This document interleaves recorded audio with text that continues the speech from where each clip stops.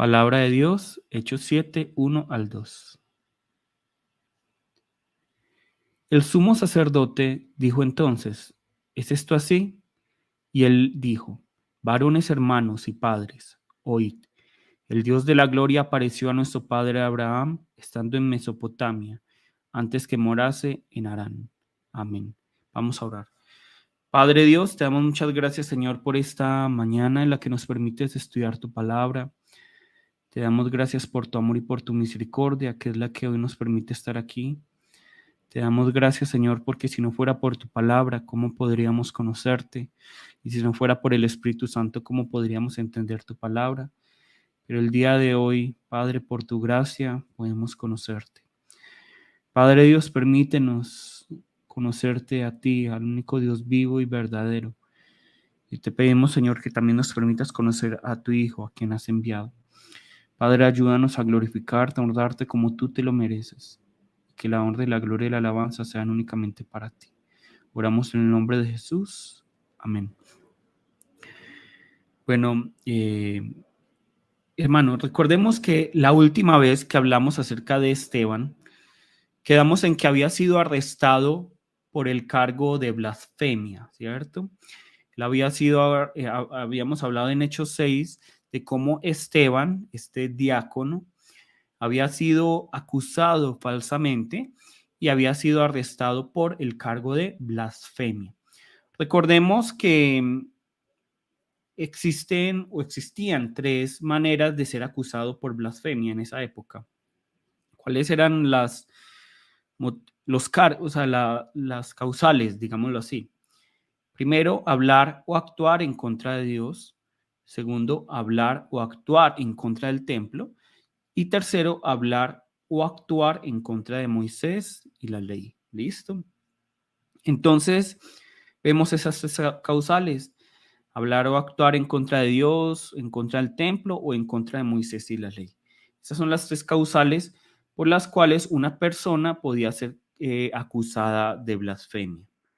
¿Listo? Y vamos a ver que Esteban va a ser acusado de blasfemia por estas dos últimas causales, ¿cierto? Vamos a ver acá, Hechos 6, 13, 14, y nos dice: y pusieron testigos falsos que decían: este hombre no cesa de hablar palabras blasfemas contra este lugar santo y contra la ley, ¿cierto? Entonces ya nos está diciendo aquí que está acusado por hablar mal, supuestamente, en contra del templo y en contra de la ley de Moisés. Versículo 14, pues le hemos oído decir que ese Jesús de Nazaret destruirá este lugar y cambiará las costumbres que nos dio Moisés. Entonces, miren, según ellos, lo que está diciendo Esteban es que Jesús va a destruir el templo y que va a cambiar las costumbres de Moisés. Entonces, miren que está hablando supuestamente en contra del templo y en contra de Moisés. Entonces, por eso es que estaban acusando a Esteban. Entonces, luego de ser acusado, luego de ser arrestado, Esteban es traído ante el Sanedrín, ¿cierto? El Sanedrín, ¿qué era el Sanedrín? ¿Qué es el Sanedrín? El Sanedrín es como una asamblea de jueces religiosos al que se les había dado poder por parte del Imperio Romano, porque recordemos que todo eso era, digámoslo, una colonia romana, y como el pueblo romano no quería encargarse de las cosas religiosas, entonces le dieron el poder al Sanedrín para que ellos se encargaran de esas cosas, digamos, minúsculas del pueblo, cosas también religiosas, y tenían la autoridad también de declarar una pena de muerte.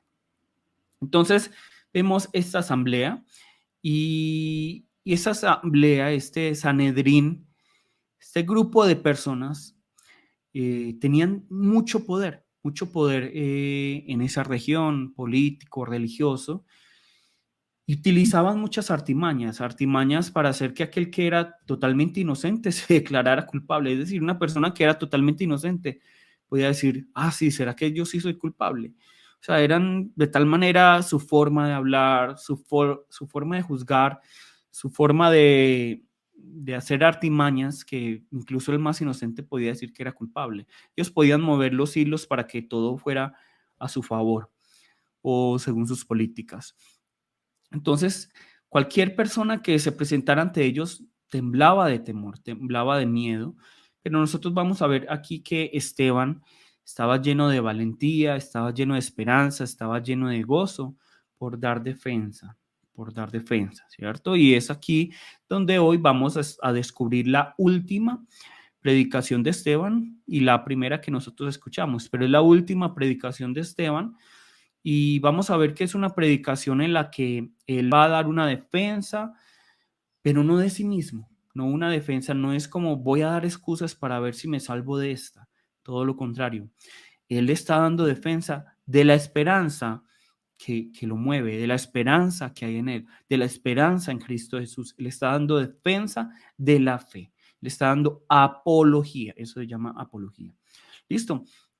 Entonces vemos aquí a este Esteban arrestado, a este Esteban que, que es acusado falsamente por blasfemia, ¿cierto? Y vemos aquí que él va a dar defensa de la fe. ¿Y cómo comienza Esteban su predicación? Vamos a verlo acá. Hechos 7:1-2. Hechos 7:1-2 nos dice. El sumo sacerdote dijo entonces, ¿es esto así? Y él dijo, varones hermanos y padres, oíd, el Dios de la gloria apareció a nuestro padre Abraham estando en Mesopotamia antes que morase en Harán. ¿Cierto? Esta es la manera en que Esteban comienza una predicación hermosa que se va a dividir en tres. ¿Listo? Que se va a dividir en tres. Para que lo tengamos en cuenta. Eso es un dato curioso más que todo. Pero se va a dividir en tres esta predicación de Esteban. Y vamos a ver que él comienza diciendo, el Dios de la gloria apareció a nuestro padre Abraham, estando en Mesopotamia. Entonces, así es como Esteban comienza su predicación y vemos que Esteban está utilizando un punto muy importante y es decir que Dios no se le aparece a Abraham en un lugar santo, un lugar preparado para la llegada de Dios, sino todo lo contrario, se presenta en Mesopotamia. Mesopotamia, ¿qué es? De pronto para los que no saben, es el lugar donde fue construida la Torre de Babel, ¿cierto? Era un lugar totalmente pagano, un lugar lleno de idolatría, un lugar que oficialmente estaba en contra de todo lo que es Dios, ¿cierto? Era un lugar lleno de inmundicia, lleno de pecado, lleno de oscuridad. Un lugar en el que uno jamás se imaginaría que llegaría a Dios. Un lugar que uno nunca consideraría un lugar apropiado para que llegara a Dios. Esa era Mesopotamia. Pero Esteban comienza diciéndole al Sanedrín, a los miembros del Sanedrín, que Dios le apareció a Abraham en Mesopotamia. Luego, vamos a ver que en Hechos 7:9, Esteban dice esto, los patriarcas, movidos por envidia, vendieron a José para Egipto, pero Dios estaba con él. Entonces, miren, Esteban no solo nos está hablando de cómo a Dios se le apareció a Abraham en Mesopotamia, sino también a José. ¿En dónde? En Egipto. Un lugar que así como Mesopotamia, era un lugar donde no se le daba la bienvenida a Dios, donde era un lugar lleno de idolatría, lleno de inmundicia, lleno de pecado, lleno de todo lo que parece en contra de Dios para nosotros. No solo se queda aquí Esteban, también nos habla acerca de Moisés, ¿cierto? Nos va a hablar acerca de Moisés en Hechos 7:30. Pasado 40 años, un ángel se le apareció en el desierto del monte Sinaí en la llama de fuego de una zarza. Entonces vemos aquí que a Moisés Dios se le aparece en Madián. En Madián se le aparece Dios a Moisés. Un lugar que así como Mesopotamia, como Egipto, era un lugar que no le daba la bienvenida a Dios, un lugar lleno de inmundicia, lleno de pecado, un lugar donde jamás uno se imaginaría que se le aparecería Dios a alguien. Un lugar donde uno se imaginaría que Dios nunca obraría. Además, veamos dónde se aparece Dios. ¿En medio de qué? De una zarza. De una zarza. No es en un campo de rosas, un campo de flores hermosas. No sé cuál es la flor favorita de cada uno de ustedes, eh, pero Dios nos aparece ahí. Dios aparece en una zarza, Dios aparece en un arbusto, Dios aparece. Busquen de pronto por internet los que quieran una zarza. ¿Qué es? Es un árbol muy feo, es un árbol cualquiera, no es un árbol hermoso, decorado, ¿cierto?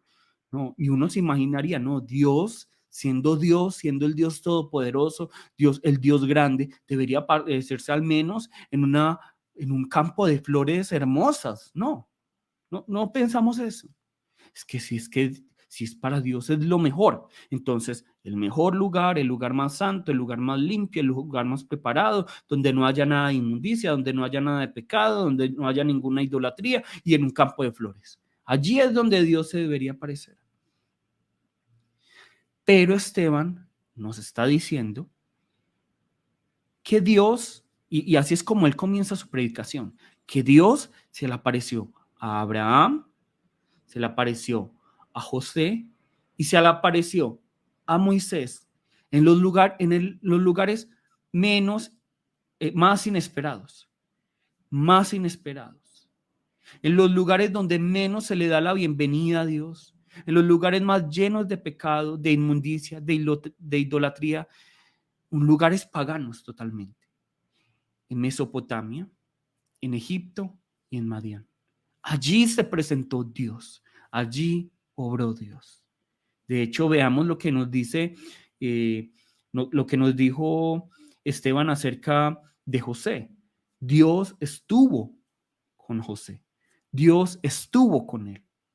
Dios habitó con José. Es decir, que no es que Dios simplemente se apareció un rato y luego se fue como que, uy, no, voy a tocar y me voy. No, Dios se quedó con José. ¿En dónde? En Egipto. Y vean imágenes de Egipto, lugares llenos de idolatría, llenos de pecado, llenos de inmundicia. Y de hecho lo vemos en el libro de Éxodo. Entonces, ¿qué es lo que Esteban está argumentando con esto? ¿Por qué será que Esteban comienza hablándonos de Abraham, de José, de Moisés y de Mesopotamia, de Egipto y de Madián y de la zarza? ¿Por qué será que Esteban nos está hablando de esto? Porque Esteban le quiere enseñar al Sanedrín y nos quiere enseñar a nosotros algo muy simple. Algo muy simple y que de pronto se nos olvida muchas veces. De hecho, Esteban no utiliza palabras especiales o argumentos muy retóricos de gran retórica para defenderse. Está utilizando palabras simples, argumentos básicos que hasta un niño puede entender. Hasta un niño puede entender. Y por eso es que el Sanedrín no puede negarse a lo que él está diciendo. ¿Qué es entonces lo que Esteban nos está diciendo? Que Dios no es un Dios que se limita a un templo. Que Dios no es un Dios que se limita a un lugar, a unas circunstancias, a un momento dado. Que Dios no es un Dios limitado por un espacio o un tiempo. Dios no está solo en el templo, Dios no está en Jerusalén, Dios no está solo en Israel. Dios está donde Él quiere estar y Él obra donde quiere obrar. Este es nuestro Dios. Este es nuestro Dios. Obviamente, Dios también estaba en el templo. Dios también estaba en Jerusalén. Dios también está en Israel, pero también está en todas partes. Dios está en todas partes. Y Él obra donde Él quiere obrar y está donde Él quiere estar. No, Dios no está limitado por un lugar, por cuatro paredes, como nosotros quisiéramos que fuera. ¿Y acaso el Sanedrín no sabía esto? Yo les pregunto. ¿Será que el Sanedrín despreciaba esto? Claro que lo sabían. Claro que ellos sabían, ellos conocían la historia de Abraham, que se le apareció Dios en Mesopotamia, ellos conocían la historia de José, que se le apareció Dios en Egipto, ellos conocían la historia de Moisés, que se le apareció Dios en Madián, en medio de una zarza, ellos conocían la historia de Daniel, a quien se le apareció Dios en Babilonia, Babilonia. Pero ellos decidieron ignorar todo esto por sus tradiciones humanas, por su humanismo, por su religiosidad, por su fanatismo, por sus filosofías, por su cultura. Y ahora la pregunta es, ¿será que Esto que está diciendo Esteban es una revelación especial nueva de Esteban. No, para nada. Vamos a buscar qué nos dice Primera de Reyes. Primera de Reyes 8:27. Salomón dice esto. Pero es verdad que Dios morará sobre la tierra. He aquí que los cielos de los cielos, no te pueden contener. Cuanto menos esta casa que yo he edificado. Entonces, Salomón construye el templo para Dios. El primer templo, ¿cierto? Antes está el tabernáculo para Dios, ahora es el templo. Y Moisés dice esto. ¿Acaso Dios puede vivir en la tierra? Es decir, ¿acaso Dios puede limitarse a la tierra? Y luego dice, ni siquiera el cielo, ni los cielos de los cielos pueden contener a Dios. Entonces, ¿cómo un templo puede contener a Dios? Eso es lo que nos está diciendo Salomón. ¿Listo? Pero tampoco es solo Salomón el que dice esto, también Isaías. Isaías también dice esto y nos dice así, Isaías 66:1. Jehová dijo así, el cielo es mi trono y la tierra estrado de mis pies. ¿Dónde está la casa que me habréis de edificar y dónde el lugar de mi reposo? Miren, la palabra nos está diciendo que el cielo es el trono de Dios y la tierra el estrado de sus pies. Imagínense cuán grandes son los pies del Señor. Cuán grandes. Obviamente aquí no podemos pensar como en pies físicos, sino que es una referencia para decir que es que Dios es tan grande, tan gigante, Dios es omnipresente, Dios es tan infinito, que para Él el cielo es solo un trono y que la tierra solo es el estado de sus pies, el lugar donde pone los pies. Es decir, que Dios no puede estar limitado por un lugar.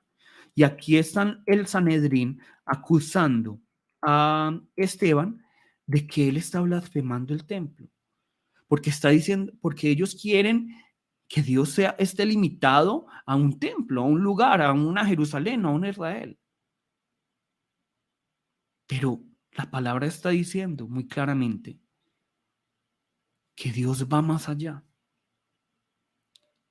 Y nosotros vemos a Salomón, un hombre reconocido por Israel, y a Isaías, un profeta súper reconocido por haber recibido una gran revelación. Entonces, aquí el Sanedrín no está acusando a Esteban realmente. ¿A quién están acusando? Están acusando a, a Salomón, están acusando a Isaías y finalmente están acusando a Dios. Están acusando a Dios.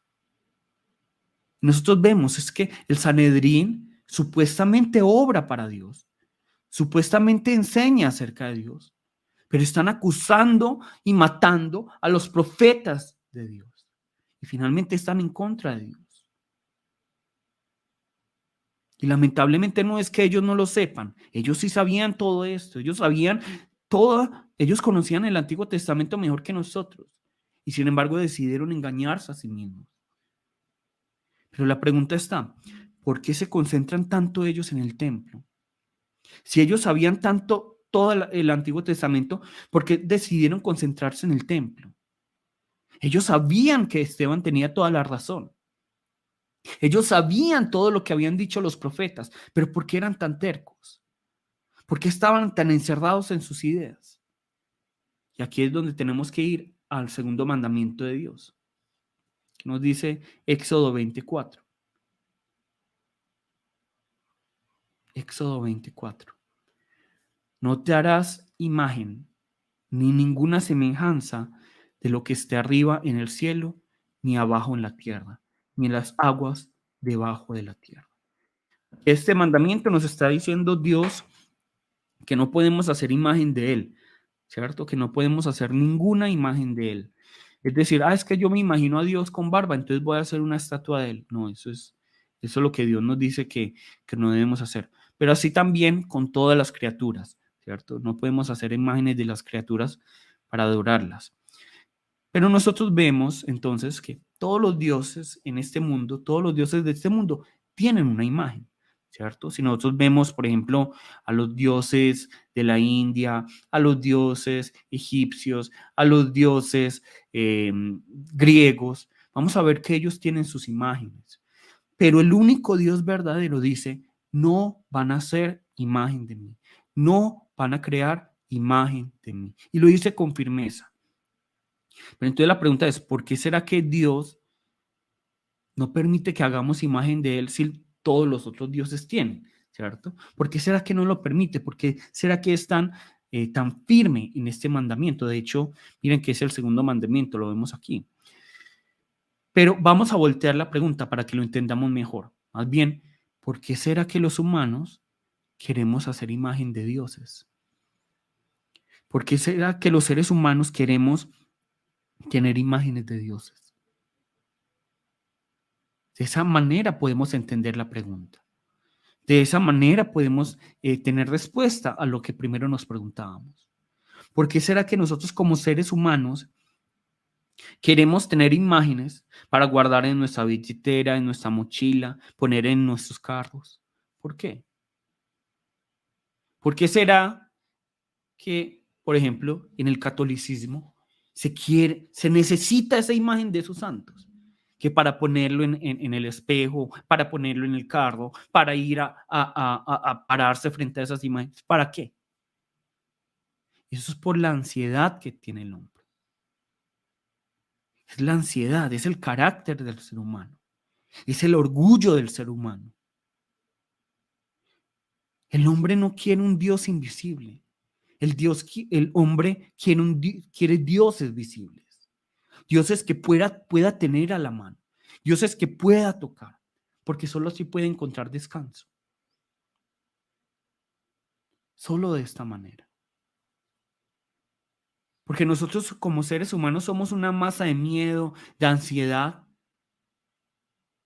Y por eso nosotros queremos tener imágenes de dioses. Queremos tener nuestras imágenes como seres humanos. Pero yo les quiero preguntar aquí, en esta relación entre las imágenes de estos dioses y el hombre, ¿quién tiene el control? ¿Quién tiene el control? ¿Quién es el que domina ahí? Digamos que yo tengo la imagen de un santo, de la Virgen María. Digamos que yo tengo una estatua. ¿Quién tiene el control ahí? El hombre. El hombre es quien tiene el control ahí. Porque yo sé dónde está la imagen, yo sé dónde pongo la imagen, yo sé cómo va a ser la imagen. Ese es el ser humano, quien quiere controlar a sus dioses. Y eso es lo que nosotros como seres humanos queremos hacer con Dios, con el verdadero y único Dios. Eso es lo que queremos hacer. Y por eso es que nosotros como cristianos, aunque no tenemos imágenes físicas, nosotros tenemos nuestro método para controlar a Dios. Y por eso encasillamos a Dios a un lugar físico, a una denominación, a una iglesia, a una enseñanza, a un tiempo. Y por eso decimos, sí, en la iglesia yo me comporto de esta manera, porque allí está Dios. Pero fuera de la iglesia no está Dios. De 10 a 12, que es el culto, voy a adorar a Dios, pero el resto es mi tiempo. ¿Será que en el resto de tiempo no es Dios? Y aquí es donde tenemos que ver Juan 4. ¿Qué nos dice Juan 4, 20 y 23? Nuestros padres adoraron en este monte, y vosotros decís que en Jerusalén es el lugar donde se debe adorar. Jesús le dijo, mujer, créeme que la hora viene cuando ni en este monte ni en Jerusalén adoraréis al Padre. Vosotros adoráis lo que no sabéis, nosotros adoramos lo que sabemos, porque la salvación viene de los judíos. Mas la hora viene, y ahora es, cuando los verdaderos adoradores adorarán al Padre en espíritu y en verdad, porque también el Padre, tales adoradores, busca que le adoren. Esto lo vamos a estudiar luego más profundamente cuando estudiemos el Evangelio de Juan. Pero veamos lo que nos está diciendo Jesús. Jesús nos está diciendo que es que no es en este monte ni en el otro. No es en este monte ni en Jerusalén. No, lo importante no es el lugar. Lo importante no es la forma de alabanza o la forma de enseñanza. Eso no es lo importante. Lo importante es cómo estamos adorando a Dios. ¿Cómo estamos adorando a Dios? Lo importante es la adoración. Nosotros en el texto que leímos hoy encontramos una frase que, que solo se repite 2 veces en la Biblia, aunque parezca extraño, y es el Dios de gloria. El Dios de gloria.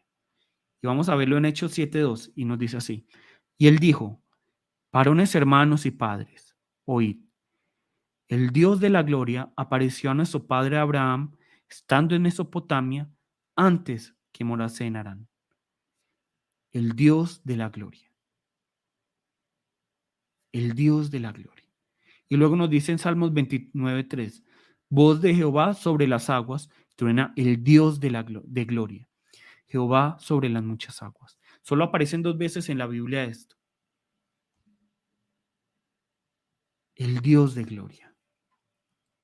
Ese es nuestro Dios. El Dios de gloria.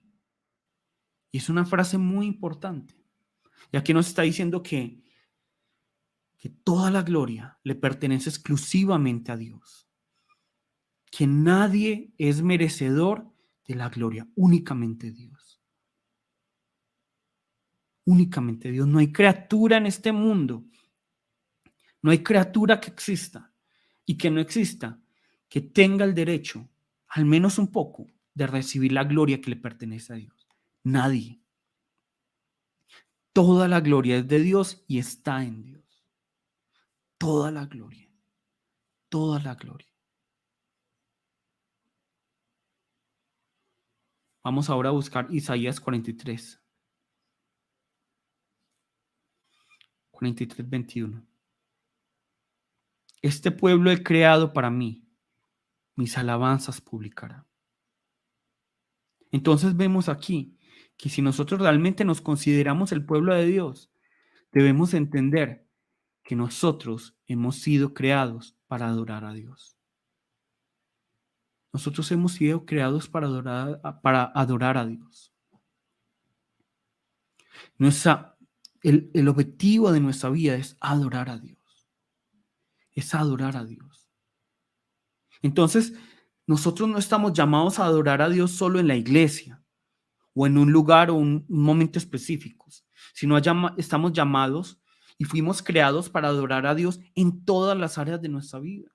El sentido de nuestra existencia es adorar a Dios. De hecho, si alguno de ustedes no sabe cuál es el sentido de su existencia, cuál es el sentido de la vida, hoy se lo estoy diciendo, es adorar y glorificar a Dios. Por eso nosotros no podemos limitar nuestra adoración a un templo, o a un método de enseñanza, a un método de alabanza, sino que debemos adorar a Dios en todo tiempo y en todo lugar. Esa es nuestra existencia. Esa es nuestra existencia. Ustedes quieren que Dios obre en sus familias. Ustedes quieren que Dios obre en sus trabajos. Ustedes quieren que Dios obre en sus negocios. Ustedes quieren que Dios obre en sus vidas. Entonces, adórenle. Adórenle. Adoren a Dios. Obviamente no para eso, primeramente. Pero si ustedes quieren que Dios obre, adórenle. Adoren a Dios. ¿Qué nos dice Salmo 22:3? Se los voy a leer. Parece que no lo puse acá. Nos dice lo siguiente, Salmos 22:3. Pero tú eres santo, tú habitas entre las alabanzas de Israel. Dios es un Dios que habita en las alabanzas de su pueblo. Es lo que nos dice la palabra. Dios habita donde es adorado, donde es glorificado. Allí habita Dios. Allí está Dios. Allí es donde está Dios. Y donde Dios es adorado es donde Él habita. Y donde Él habita es donde Dios manifiesta su obra. Entonces, nosotros, si queremos que Dios obre en nuestras vidas, en nuestras familias, en nuestros negocios, debemos adorarle. Debemos glorificarle, debemos exaltarle para que Él habita allí. Y por eso es que la invitación de la palabra del día de hoy es adoremos a Dios en todo tiempo y todo lugar. Si nosotros queremos ver su mano obrando en nuestras vidas, en nuestras circunstancias, en todo, tenemos que adorarle. Tenemos que adorarle en las buenas y en las malas. y que Él y solo Él reciba la gloria, la honra y la alabanza. Solo Él, únicamente Él. Esa es la invitación de la palabra de hoy, que nuestra adoración no esté limitada por un lugar, un espacio, un tiempo, sino que sea en todo lugar. Yo sé que muchos de ustedes de pronto creen que tienen familias tan desordenadas, negocios tan malos, vidas tan desastrosas, que Dios no puede obrar allí. Pero Dios puede hacerlo. Y por eso la invitación de la palabra del día de hoy es: adoren a Dios. Adoren a Dios para que Él empiece a orar allí, en los lugares más escondidos. Dios se le apareció a Abraham en Mesopotamia, a José en Egipto, a, a Moisés en Madián, a Daniel en Babilonia. ¿Y creen ustedes que Dios no puede obrar en sus vidas, o por más caóticas que sean? ¿No puede acaso obrar Dios en sus familias, por más pecaminosas que sean? ¿No puede obrar Dios en sus negocios y en sus trabajos? Dios lo puede hacer. Pero la invitación de hoy es: adorémosle. Adorémosle a Él. Que nuestro culto y nuestra adoración sea constante. Yo he tenido la oportunidad de ir y conocer iglesias de muchos estilos, iglesias de muchas denominaciones, iglesias grandes, pequeñas, de ricos, de pobres, iglesias donde enseñan la palabra, iglesias donde enseñan humanismo. Y sin duda alguna, yo como ser humano, se los confieso, yo también como ser humano quisiera una iglesia grande, con luces, con sonido, con lo último en tecnología, con lo último, con la mejor banda. Yo también quisiera eso. Porque cuando yo he entrado a esos lugares grandes, a mí también se me eriza, como dice Amparo Gris, a mí también, yo también me erizo cuando veo un lugar amplio, cuando veo las luces especiales, cuando veo un sonido de última y un video de última tecnología, cuando veo una banda y un coro especiales cantando bien, tocando bien, un lugar lleno de gente, un pastor enseñando la palabra de Dios. Es que Dios tiene grandes planes para tu vida de prosperidad. Entonces declara y decreta. ¿Ustedes creen que eso no me eriza a mí? A mí también, porque yo soy ser humano. Yo soy ser humano. Indudablemente eso también emociona. ¿Qué? Mi carne. Eso también emociona mi carne.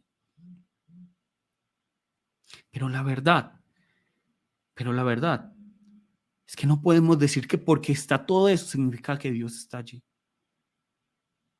No podemos decirlo. Y obviamente tampoco podemos decir que porque una iglesia sea pequeña y no tenga todas estas cosas, Dios está allí.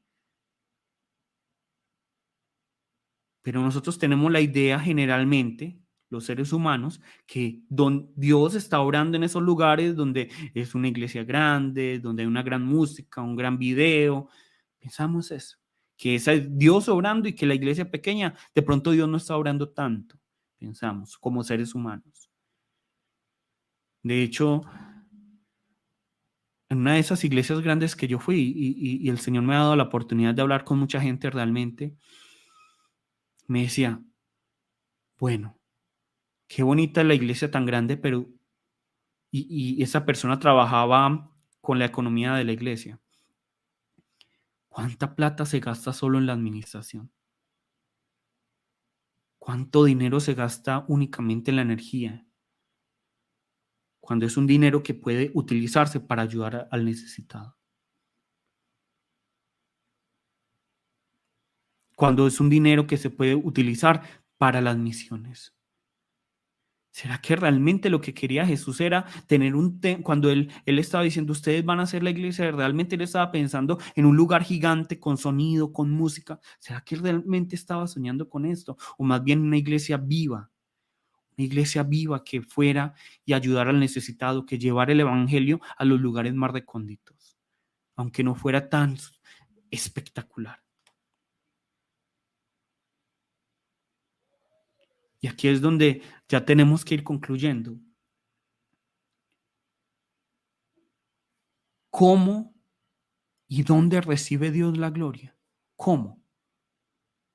Dios recibe verdaderamente la gloria cuando nosotros como iglesia, como individuos, respondemos congruentemente a la revelación de su gloria en medio de nuestra familia, en medio de nuestro trabajo, en medio de nuestras vidas. Nuevamente, ¿qué es? ¿Cómo glorificamos a Dios? ¿Cómo glorificamos a Dios? ¿Dónde glorificamos a Dios? Cuando nosotros como iglesia, como cuerpo de Cristo, como comunidad y como individuos respondemos congruentemente a esa revelación que Dios hace de su gloria. ¿Dónde? En medio de nuestra familia, en medio de nuestro trabajo, en medio de nuestras vidas. ¿Y cómo se revela la gloria de Dios? Por medio de Jesucristo. Por medio de Jesucristo. ¿Y dónde encontramos a Jesucristo? En la palabra. En la palabra. Ahí es donde Dios recibe la gloria.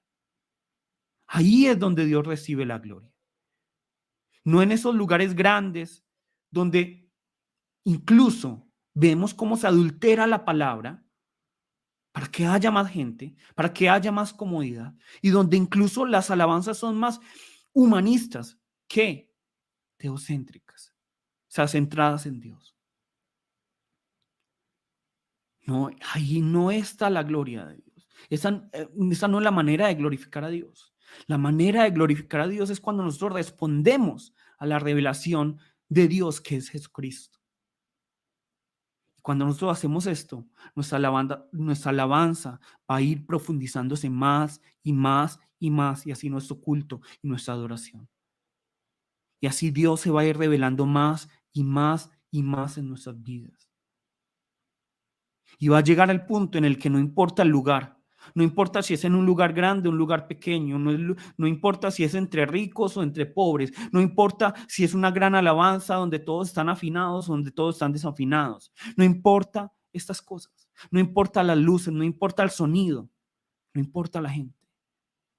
No importa si estamos bien o si estamos mal, no importa si estamos siendo perseguidos o no, no importa si estamos enfermos o no, no importa si estamos en riquezas o en pobreza, solo importa Él. A ese punto es donde debemos llegar. Y para ello debemos escuchar las palabras de Esteban que nos está diciendo: el Dios de gloria se le apareció a Abraham en Mesopotamia, en los lugares más escondidos, en los lugares donde uno menos se lo imagina. Allí está la gloria de Dios. En medio de sus vidas tan caóticas, en medio de sus negocios que parecen no estar bien, en medio de sus familias que parecen tan desorganizadas, en medio de esas iglesias que de pronto se están preocupando cómo van a pagar el arrendamiento de del próximo mes. Allí puede obrar Dios. Allí puede obrar Dios. Y para ello que nos está pidiendo la palabra, adorémosle, adorémosle, no por lo que nos puede dar. Y eso es una cosa que yo siempre les he enseñado. No por la sanidad o las riquezas que Él nos puede dar, sino porque Él es Dios y punto. Solo porque Él es Dios. Adoremos a Dios, postrémonos ante Él y entreguémosle nuestra familia, nuestro negocio, nuestras vidas. Amén. Vamos a orar. Padre Dios, te damos muchas gracias, Señor, por tu amor y tu misericordia.